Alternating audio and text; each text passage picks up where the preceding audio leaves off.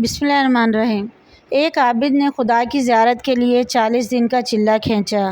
دن کو روزہ رکھتا اور رات کو قیام کرتا تھا۔ اعتکاف کی وجہ سے خدا کی مخلوق سے یکسر کٹا ہوا تھا۔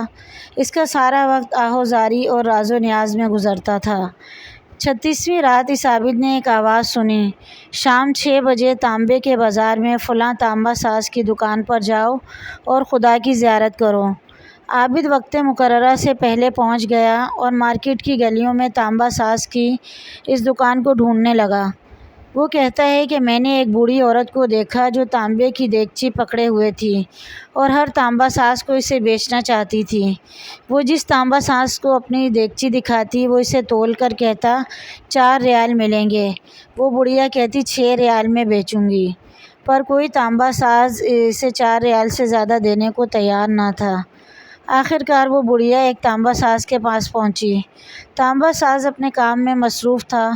بوڑھی عورت نے کہا میں یہ برتن بیچنے کے لیے لائی ہوں اور میں اسے 6 ریال میں بیچوں گی، کیا آپ 6 ریال دیں گے؟ تانبا ساز نے پوچھا 6 ریال میں کیوں؟ بوڑھی عورت نے دل کی بات بتاتے ہوئے کہا میرا بیٹا بیمار ہے، ڈاکٹر نے اس کے لیے نسخہ لکھا ہے جس کی قیمت 6 ریال ہے۔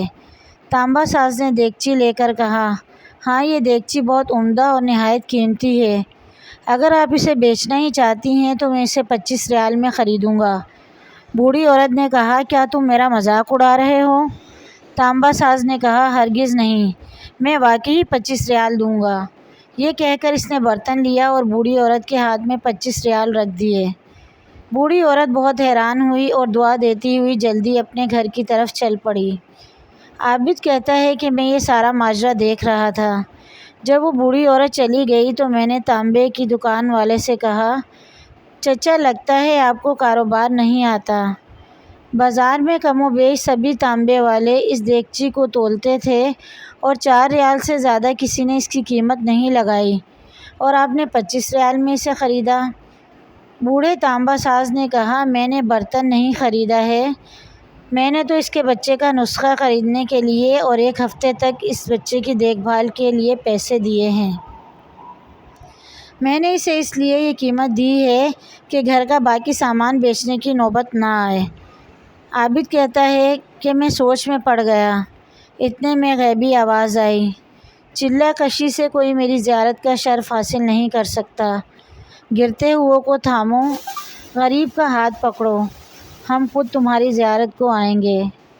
حضرت واصف علی واصف فرماتے ہیں کہ چیونٹی صبح سے شام تک محنت کرتی ہے اور اس کی کامیابی یہ ہے کہ خاک راہ سے رزق مل جائے، گدھ کی کامیابی یہ ہے کہ اس کی پرواز مردار کا راستہ دکھائے۔ مکڑی جالا بنتی ہے کتنا خوبصورت، ایک ماہر ریاضی دان اور انجینئر کی طرح، اس کا مقصد کامیاب ہو جاتا ہے، اس کا مقصد جالا نہیں مکھی ہے، وہ مکھی پکڑنے کے لیے خوبصورت جالا بنتی ہے اور یہ اس کی کامیابی ہے۔ کامیابی کے گلیمر کے پیچھے انسان کی اصل خواہش چھپی ہوتی ہے، اس خواہش کا بغور مطالعہ کیا جائے تو کامیابی کا اصل مفہوم سمجھ میں آ سکتا ہے۔ مزید ایسی ہی ویڈیوز کے لیے ہمارے چینل کو سبسکرائب کریں، ویڈیو پسند آئے تو لائک شیئر کریں۔